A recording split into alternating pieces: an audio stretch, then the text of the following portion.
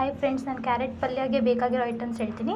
Carrot, ಈರುಳ್ಳಿ ಮತ್ತು ಹಸಿಮೆಣಸಿನ್ಕಾಯಿ, ಮತ್ತು ಅರಿಶಿನ, ಮತ್ತು ಹುರ್ಕೊಳ್ಳೋದಕ್ಕೆ ನಿಮಗೆ ಜೀರಿಗೆ, ಸಾಸಿವೆ ಮತ್ತು ಬಟಾಣಿ, ಸ್ವಲ್ಪ ಎಣ್ಣೆ, ಹಾಗೆ ನಿಮಗೆ ರುಚಿಗೆ ತಕ್ಕಷ್ಟು ಉಪ್ಪು.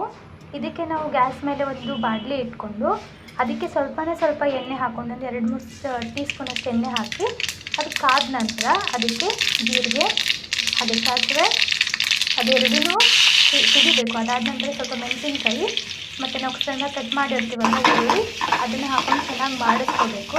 ಅದು ಕೆಂಪಾಗಿ ಹುರಿಬೇಕು, ಅಲ್ಲಿವರೆಗೂ ನಾವು ಅದನ್ನು ಚೆನ್ನಾಗಿ ಬಾಡಿಸ್ಕೋಬೇಕು. ಅದಾದ ನಂತರ ಬಟಾಣಿ ಏನಿರುತ್ತಲ್ಲ ಆ ಬಟಾಣಿನ ಇಟ್ಕೊಂಡಿರೋ ಬಟಾಣಿ ಅದ್ರಲ್ಲಿ ಹಾಕಿ ಚೆನ್ನಾಗಿ ಫ್ರೈ ಮಾಡ್ಕೋಬೇಕು. ಅದು ಸಿಡಿಯುತ್ತೆ. ಅದಾದ ನಂತರ ನಾವು ಸ್ವಲ್ಪ ಅರಿಶಿನ ಹಾಕಬೇಕು.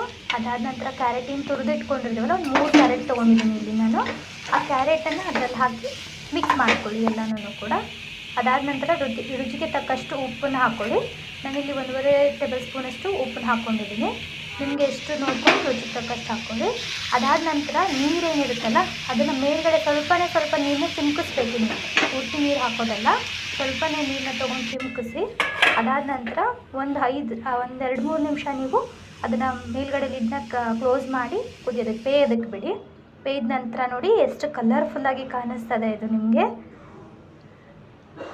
ನೋಡಿದ್ರಲ್ಲ ಫ್ರೆಂಡ್ಸ್, ಕ್ಯಾರೆಟ್ ಪಲ್ಯ ಎಷ್ಟು ರುಚಿಯಾಗಿದೆ. ಇದನ್ನು ತಿಂದು ನೋಡಿದ್ರೆ ತುಂಬ ರುಚಿಯಾಗಿರುತ್ತೆ. ನೋಡೋದಕ್ಕೂ ಕೂಡ ಕಲರ್ಫುಲ್ಲಾಗಿ ಕಾಣಿಸ್ತಿದೆ. ಇದನ್ನು ರೊಟ್ಟಿ ಜೊತೆ ಅಥವಾ ಚಪಾತಿ ಜೊತೆ ಕೂಡ ತೊಗೊಳ್ಬೋದು. ನನ್ನ ವಿಡಿಯೋ ನಿಮಗೆ ಇಷ್ಟ ಆಗಿದ್ದರೆ ಲೈಕ್ ಮಾಡಿ, ಚಾನಲ್ನ ಸಬ್ಸ್ಕ್ರೈಬ್ ಮಾಡಿ, ಹಾಗೆ ಹೇಗಿತ್ತು ಅಂತ ಹೇಳಿ ಕೂಡ ನೀವು ಮನೇಲಿ ಟ್ರೈ ಮಾಡಿ ನನಗೆ ಕಮೆಂಟ್ ಮಾಡಿ ತಿಳಿಸಿ ಫ್ರೆಂಡ್ಸ್.